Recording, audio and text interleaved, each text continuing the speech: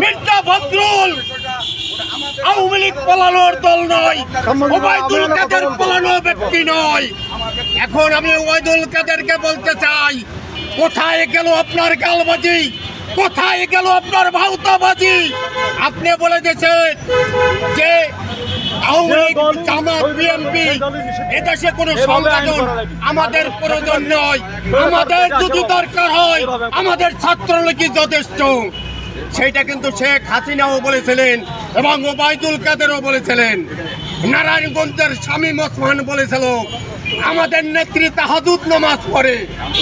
তাই শেখ হাসিনা যদি তাহাজ্জুদ নামাজ পড়ে থাকে, শেখ হাসিনা কি আল্লাহর কাছে বলেছে, হে রব্বুল আলামিন তুমি আমারে শক্তি দাও যে 18 কোটি জনগণের রক্ত দিয়ে আমি পান করব? এইটা কি শেখ হাসিনার তাহাজ্জুদ নামাজ? আবার বাংলার মাটিতে কিছু কিছু লোক বলে আওয়ামী লীগ নিষিদ্ধ করার অধিকার নাই। আরে আওয়ামী লীগ যে অত্যাচার, নির্যাতন, নিপীড়ন চালিয়েছে এই বাংলার মাটিতে আওয়ামী লীগের কোনো রাজনীতির ইতিহাসই নাই।